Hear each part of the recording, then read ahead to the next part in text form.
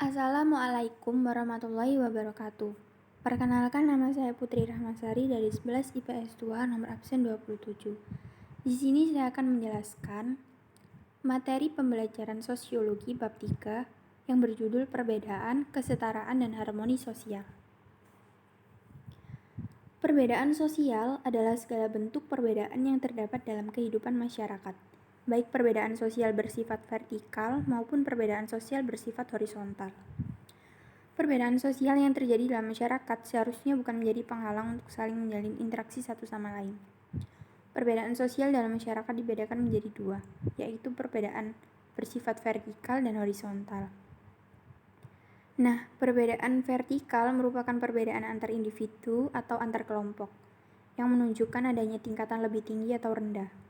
Sedangkan perbedaan horizontal merupakan perbedaan antar individu atau antar kelompok yang tidak menunjukkan adanya tingkatan lebih tinggi atau rendah. Perbedaan horizontal disebut juga dengan diferensiasi sosial. Diferensiasi sosial merupakan pengelompokan berdasarkan perbedaan latar belakang sosial dalam masyarakat, memiliki kedudukan yang setara. Berikut bentuk-bentuk diferensiasi sosial. Pertama, diferensiasi berdasarkan agama. Agama memiliki seperangkat aturan baik berupa perintah maupun larangan yang ditaati setiap umat. Setiap agama mengajarkan umatnya untuk berbuat kebaikan sesama manusia.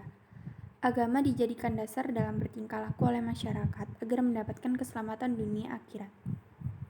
Indonesia secara resmi mengakui 6 agama, yaitu Islam, Katolik, Kristen, Buddha, Hindu, dan Konghucu. Yang kedua, diferensiasi berdasarkan suku bangsa. Setiap suku bangsa memiliki kebudayaan berbeda.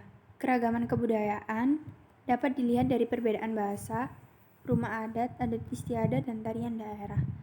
Setiap suku memiliki jumlah populasi berbeda, tetapi kedudukannya sejajar. Keragaman suku bangsa perlu disikapi masyarakat. Yang ketiga, diferensiasi berdasarkan mata pencaharian. Indonesia memiliki penampakan alam yang beragam. Sebagai contoh, dataran rendah, dataran tinggi, pegunungan, dan laut. Berbagai penampakan alam mempengaruhi keragaman mata pencaharian masyarakat. Pada dasarnya, perbedaan mata pencaharian dan profesi yang dijalankan oleh masyarakat memiliki kedudukan setara. Meskipun demikian, masih ditemukan masyarakat yang menganggap jenis pekerjaan menentukan kelas sosial seseorang. Yang keempat, diferensiasi berdasarkan ras. Setiap manusia memiliki ciri-ciri fisik yang meliputi warna kulit, bentuk mata, bentuk hidung, dan jenis rambut. Kelompok ras manusia dibagi menjadi 3, ras Mongoloid. Di bagian Indonesia, Tiongkok, Jepang, Taiwan, dan Vietnam. Ras Kaukasoid. Di bagian India, Timur Tengah, Eropa Tengah, dan Eropa Utara. Ras Negroid di bagian Afrika dan Papua.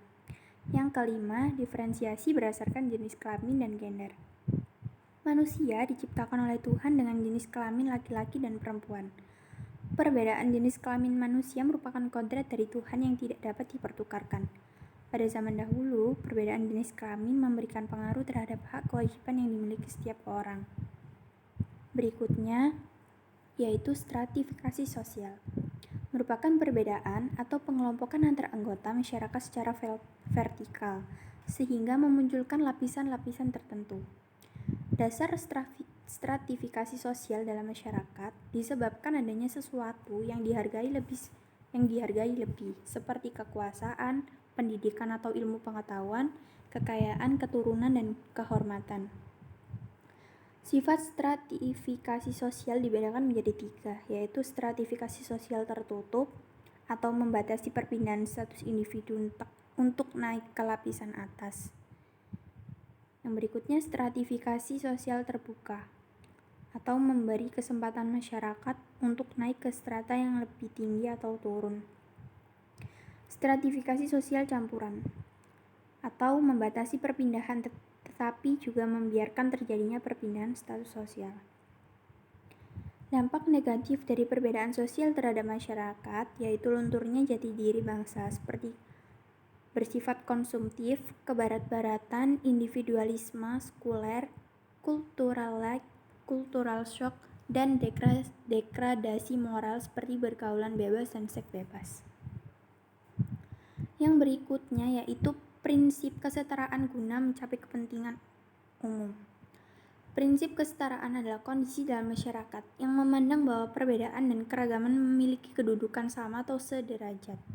Setiap anggota masyarakat memiliki hak dan kewajiban yang sama, meskipun memiliki latar belakang berbeda. Bentuk-bentuk kesetaraan yaitu A. Kesetaraan gender, pembedaan peran, kedudukan, dan tanggung jawab seseorang.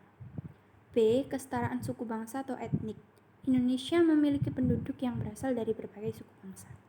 Yang C. Kesetaraan ras. Ras adalah pembedaan manusia berdasarkan ciri-ciri fisik. Yang D. Kesetaraan agama.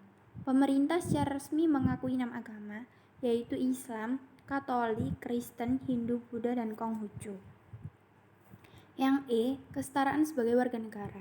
Masyarakat Indonesia memiliki perbedaan latar belakang seperti agama, ras, suku bangsa, dan etnik.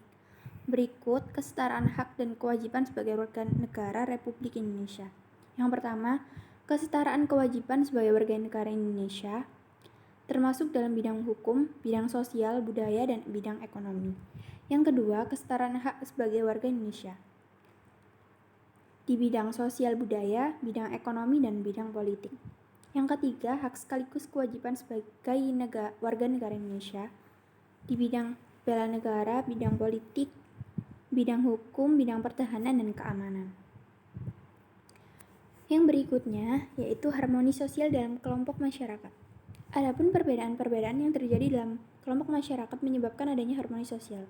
Berikut adalah perbedaan sosial yang terjadi pada kelompok masyarakat yaitu A. Perbedaan status sosial, B. Perbedaan latar belakang kebudayaan, C. Perbedaan kepentingan, D. Perbedaan pendirian dan keyakinan.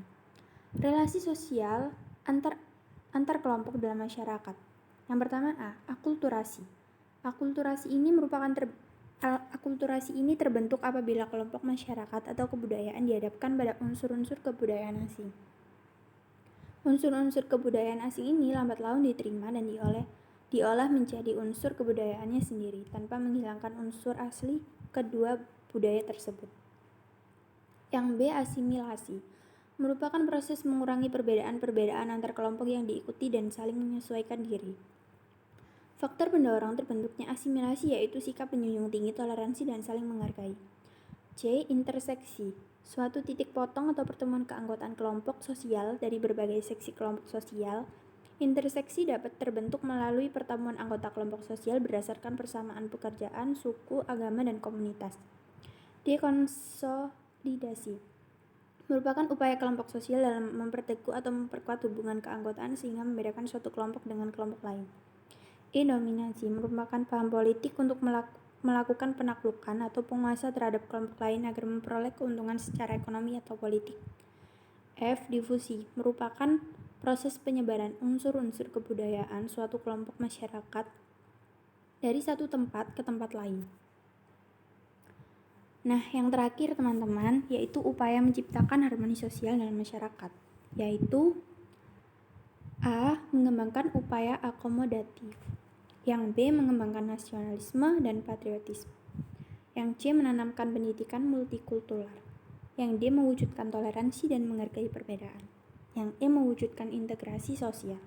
Yang F. Mengembangkan sikap demokratis dan anti-diskriminasi.